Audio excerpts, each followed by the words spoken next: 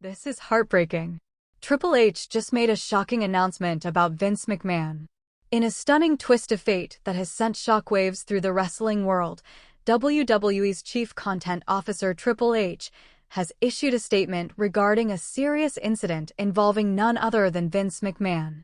The former WWE chairman and longtime face of the company has been officially charged with reckless driving following a dramatic crash on a Connecticut highway, according to Connecticut State Police. The crash occurred early Thursday morning on the Merritt Parkway in Westport. McMahon, behind the wheel of his luxury Bentley, allegedly rear-ended a BMW before careening into a wooden guardrail. To make matters worse, debris from the collision flew into the opposite lane, striking a third vehicle. Thankfully, no one was injured in the incident. All drivers involved were wearing seat belts and airbags were deployed in McMahon's vehicle, according to the official report. McMahon was charged with reckless driving and following too closely, a legal combination that carries serious implications, especially given his high-profile status. He was released shortly afterward on a $500 bail and is now scheduled to appear in Stamford Superior Court on August 26. As of this writing, McMahon's representatives have not issued a public comment despite multiple requests. What makes this news even more chilling is the timing, just hours after the crash. The tragic death of WWE Hall of Famer Hulk Hogan was announced, casting an even darker shadow over an already grim day in professional wrestling history. The state police detailed that McMahon was traveling northbound on Route 15 when the accident occurred. No passengers were in any of the vehicles involved, and no injuries were reported, but the event has nonetheless reignited public scrutiny around McMahon's behavior outside the ring. While fans and critics alike wait to see how this unfolds in court, one thing is certain: Vince McMahon's legacy, already mired in controversy, just took another sharp turn. And with Triple H now holding the reins in WWE's creative direction, the future of the company could be heading into even murkier territory. Stay tuned for more updates on this developing story. The corridors of WWE's corporate towers have never been quieter, yet never more explosive. On a morning that began with whispers and confusion, it escalated into a storm of controversy, legacy, and tragic timing. Just hours before the world would be rocked by the official confirmation of Hulk Hogan's untimely death, WWE was thrown into disarray by an event no one saw coming. Vince McMahon, the once unshakable titan of sports entertainment, had been involved in a reckless driving incident that sent shockwaves through both Stamford's elite and the WWE locker room. But what turned a roadside crash into a full-blown crisis wasn't just the wrecked Bentley or the court date that followed. It was what Triple H, now CEO and creative head of WWE, would say in the hours that followed. In the early hours of Thursday morning, before the sun had fully risen over the Connecticut trees, a black Bentley surged down Merritt Parkway. The driver was none other than Vincent Kennedy McMahon, the 78-year-old former WWE chairman whose very name once defined power, precision, and ruthless control. That control, however, seemed to shatter in an instant. State police reports later confirmed that Vince McMahon had rear-ended a BMW while heading north on Route 15. The impact not only damaged both vehicles, but sent McMahon's Bentley careening into a wooden guardrail. Pieces of debris flew across the highway, and a third vehicle, traveling southbound, was struck by the scattered wreckage. Miraculously, no one was injured. All three drivers were wearing seatbelts. The airbags in Vince's Bentley deployed on impact. But even with no physical casualties, the damage went far beyond twisted metal and broken bumpers. Because as officers began taking statements and securing the scene, a quiet but undeniable realization began to dawn across Connecticut's media circuit. This was no ordinary traffic accident. The man at the center of it had built an empire on image, dominance, and absolute control. And now his car mangled, his name in a police report, and the eyes of the public beginning to shift. Vince McMahon found himself powerless in the face of legal scrutiny. It didn't take long for the state police to confirm the charges: reckless driving and following too closely.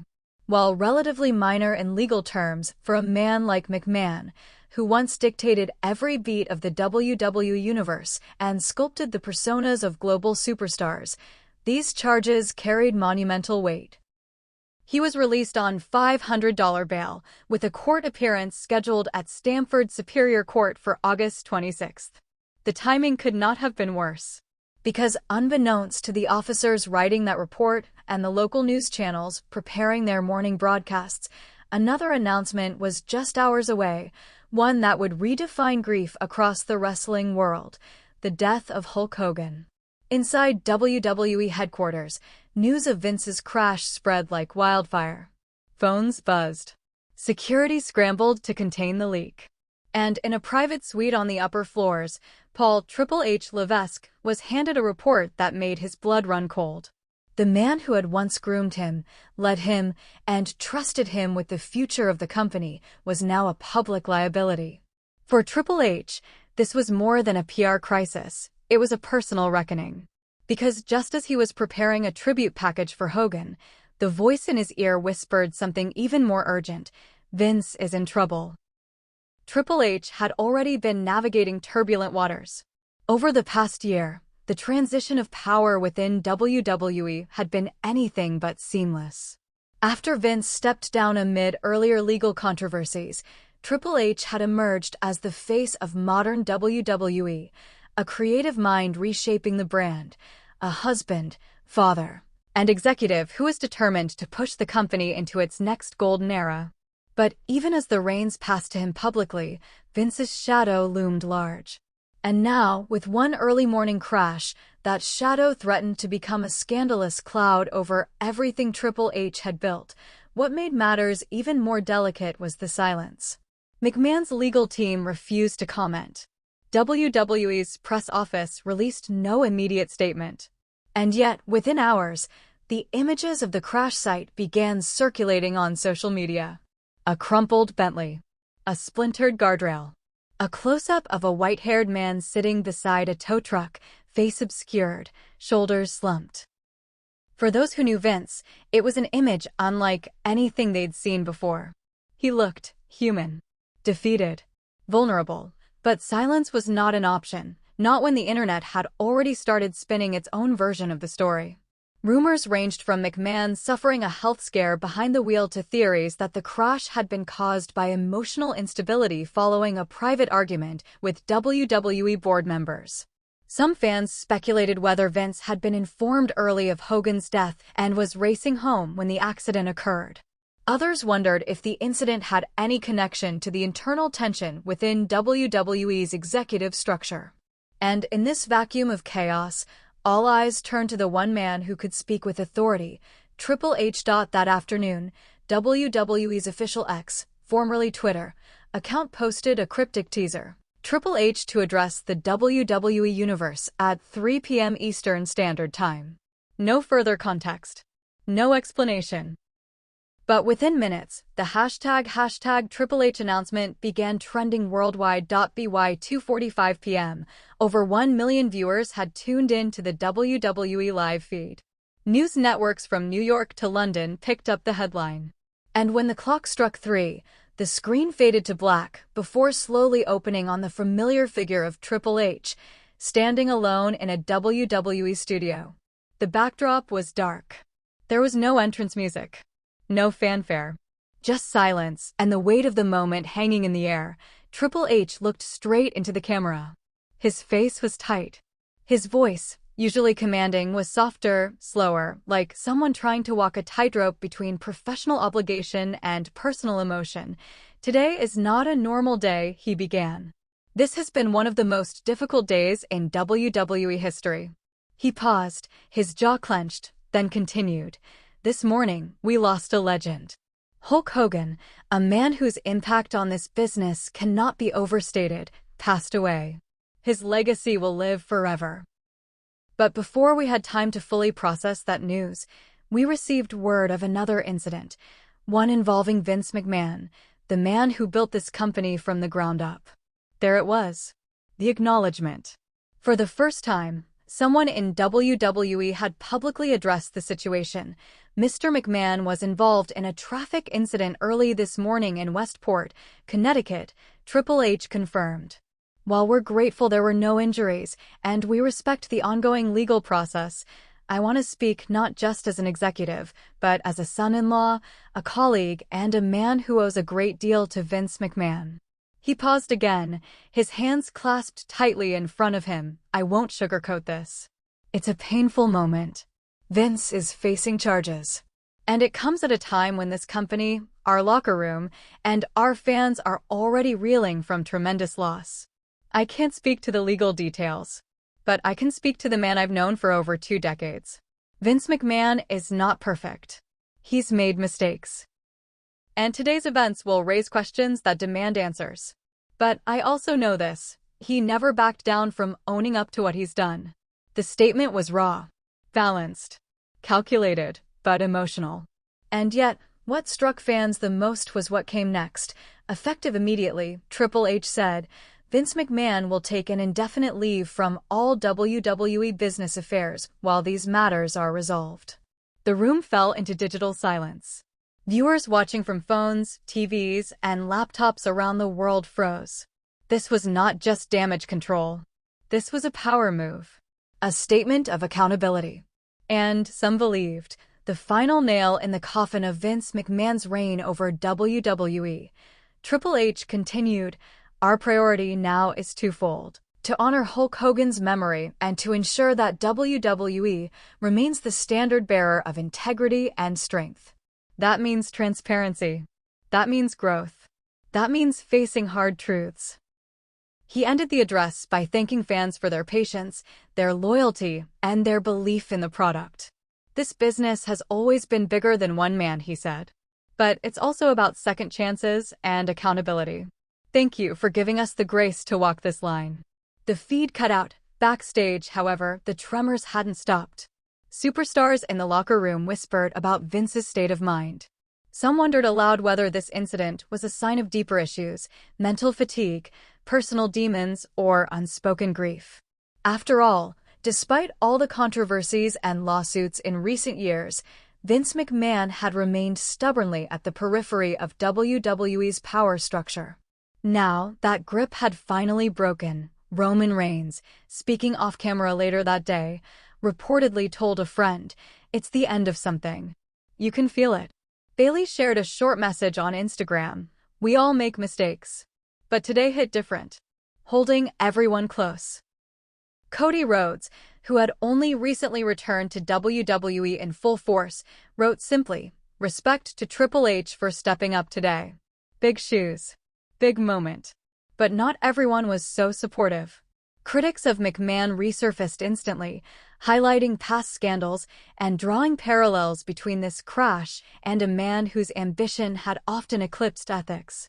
Commentators on wrestling news channels speculated whether this was truly a one-off incident or a symptom of an aging executive unwilling to step aside, and amid all of it, the grief for Hulk Hogan lingered.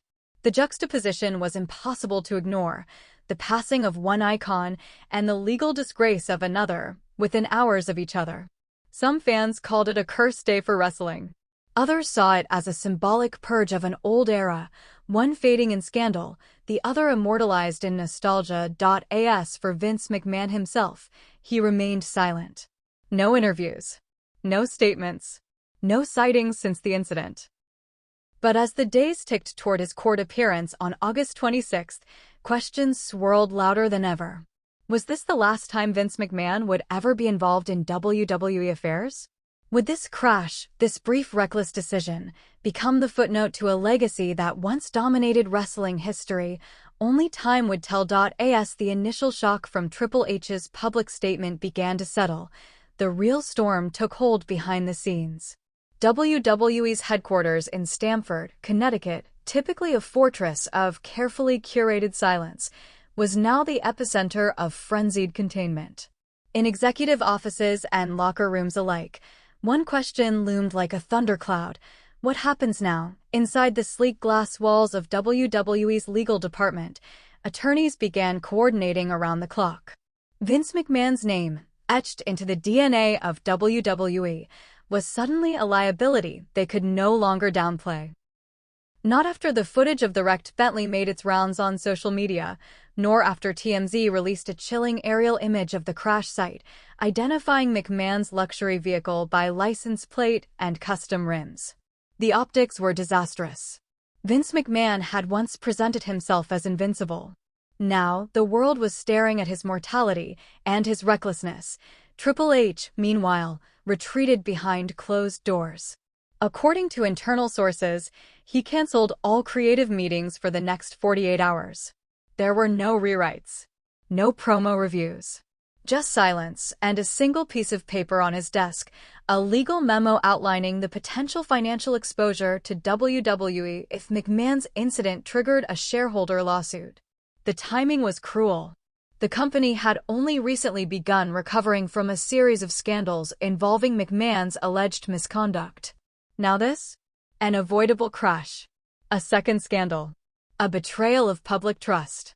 It felt like a legacy unraveling in real time. But the emotional toll on Triple H was even greater. Vince wasn't just a name in a spreadsheet. He was the man who handpicked him. The father-in-law who had given him the keys to the kingdom, first creatively, then administratively. For years, the two shared a complicated relationship built on grudging respect and intense ambition. But this was different. This wasn't about storylines or ratings. This was personal. And Triple H, for all his stoicism, could not hide the weariness in his eyes during a backstage meeting with senior producers later that evening. He looked exhausted, one producer recalled. Not physically. Spiritually. Like the foundation beneath him was breaking. He kept saying, "This isn't how it was supposed to go." Meanwhile, news of Vince's crash trickled down to WWE superstars, many of whom had learned of the incident through social media before receiving any internal briefing. Seth Rollins was among the first to speak privately with Hunter, according to a close source. Their conversation was brief but heavy. "You good?" Rollins asked him. Triple H just nodded, rubbing the bridge of his nose. "I don't know." And yet, the show had to go on. SmackDown that Friday was already set to be a difficult episode, built largely around tribute packages to Hulk Hogan and interviews with WWE legends who had agreed to fly in on short notice. But now, a new layer of anxiety settled over the production truck. Producers debated whether they should acknowledge the Vince McMahon story at all. PR advised against it. But Michael Cole, always the voice of composure, insisted on saying one simple line during the broadcast: "We're all still processing a very difficult 24 hours for the WWE family." It was vague enough to protect legal interests, but specific enough to pierce through to the fans who knew what he was really saying. Backstage, Roman Reigns arrived late to the arena, wearing a black hoodie pulled low over his brow. He didn't speak to anyone for nearly an hour, instead sitting quietly in the trainer's room, scrolling through his phone. A backstage official said he was watching the crash video over and over again. When someone finally approached him to ask about a possible promo rewrite, Roman reportedly looked up and said, "What are we even doing right now? Everything's upside down." Others were more vocal. Becky Lynch was said to be furious, not at the media, but at the silence. She reportedly confronted one of the senior officials, asking, "Why are we always the last to know when something like this happens? We're the face of the company. We should be protected from blindsides like this." Her frustration wasn't isolated. Several wrestlers expressed discomfort at being expected to continue working under McMahon's shadow, especially after months of believing the company had moved on from his controversies. One younger talent on the SmackDown roster admitted off the record, "It's like we're stuck in a haunted house. Just when you think the ghosts are gone, they knock on the door again." In the wider wrestling world, reactions were even more explosive. AEW President Tony Khan tweeted cryptically, "Leadership matters. Character matters. Especially when eyes are on you." The post was widely interpreted as a jab at WWE's handling of the McMahon crush. Jim Cornette called the situation the final unmasking of the man behind the empire. And podcast host and former superstar CM Punk released a bonus episode that afternoon, titled, "How Long Can You Protect a Tyrant?" Public opinion was split.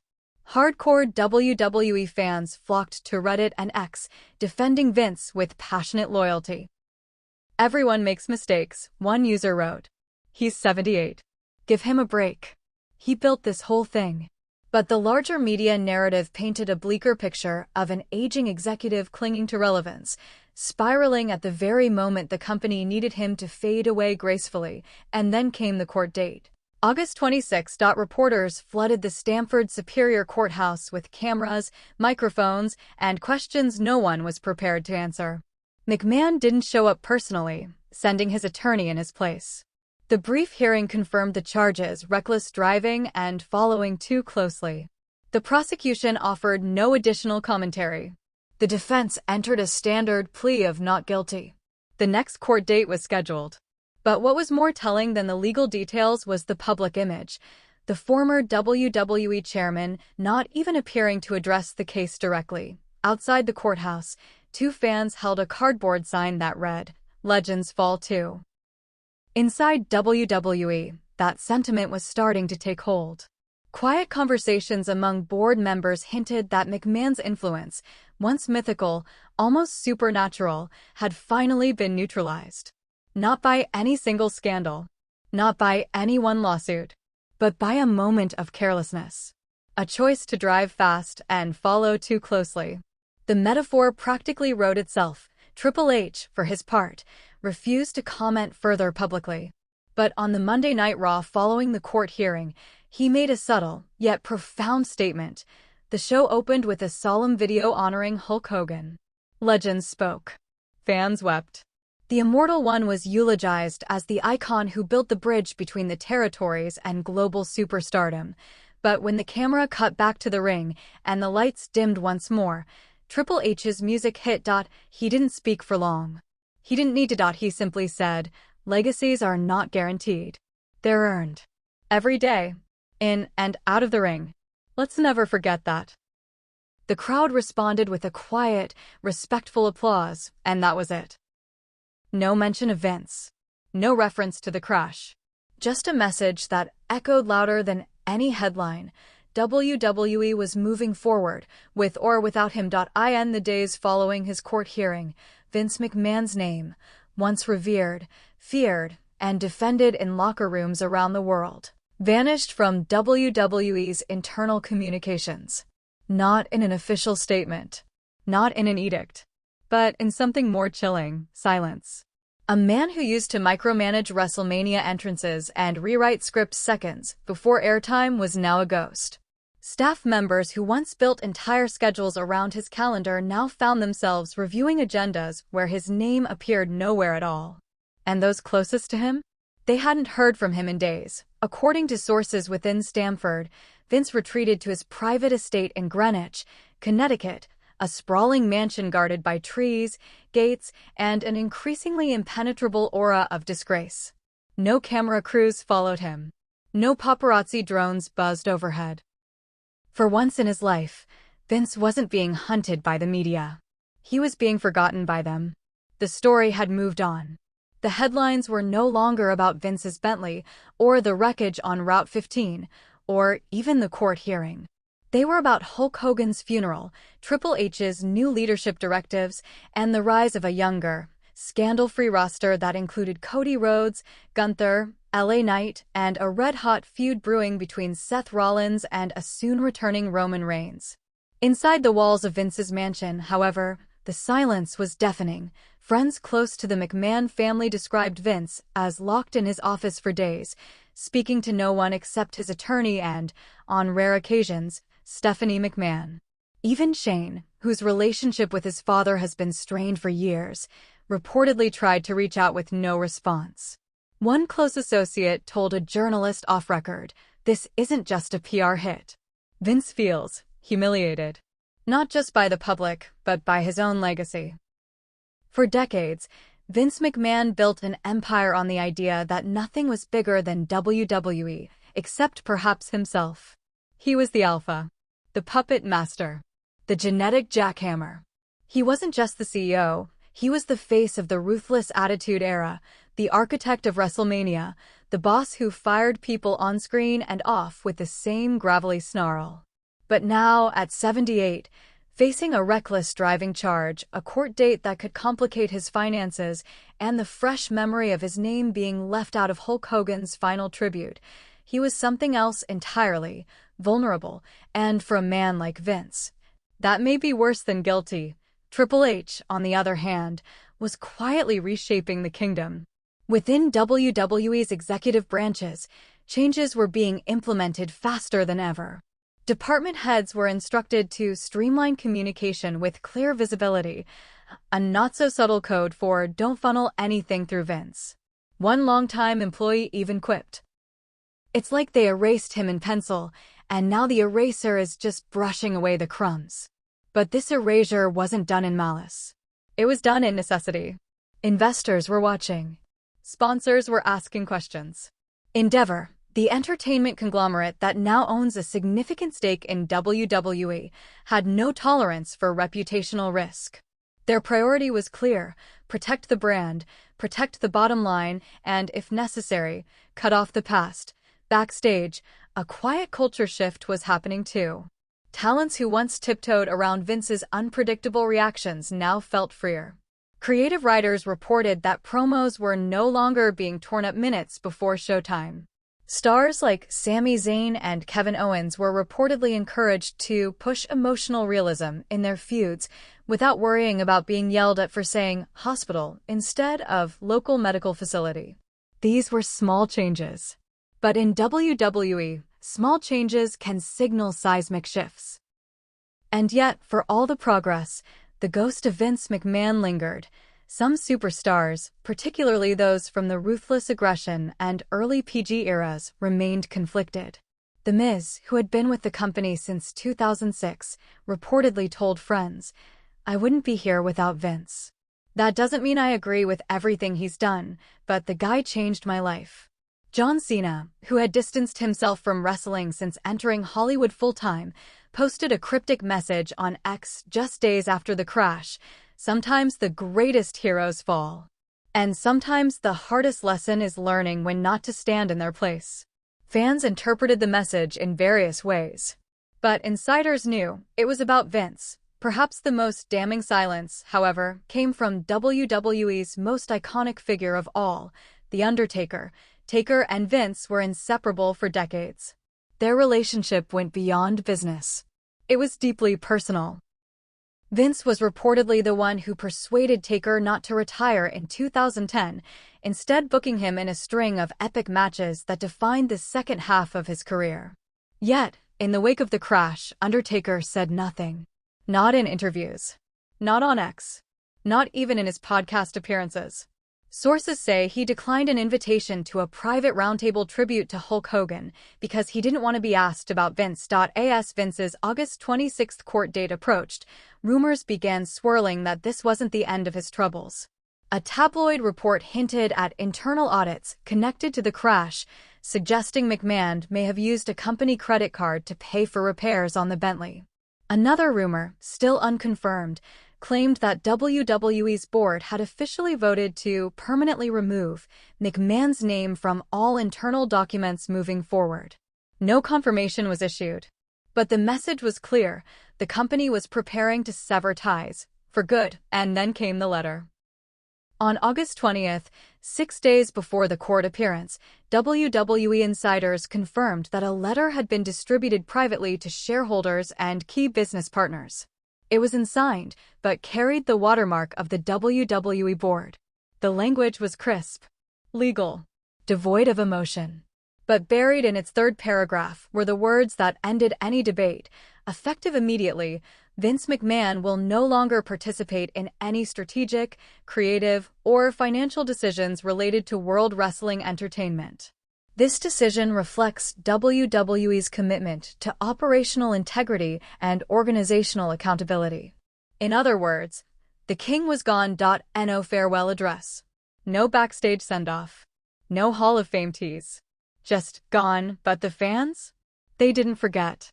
The court of public opinion is never as silent as a legal document. On Raw that night, the crowd at the Barclays Center held up two dueling signs. One read, Thank you, Vince, forever the boss. The other, Triple H ERA equals real wrestling. The camera didn't focus on either, but both were real. Both were loud. And both reflected the current split inside the WWE Universe. There were those mourning the loss of the old guard, and those celebrating the dawn of something new. At the final minute of that show, Triple H stood again in the ring. No promo, no twist. Just a silent salute to the crowd before walking up the ramp, and behind the curtain, a production assistant captured a moment unseen on TV. As Hunter stepped backstage, he let out a deep breath, turned to a crew member and whispered, "We survived the storm." He wasn't just talking about Vince.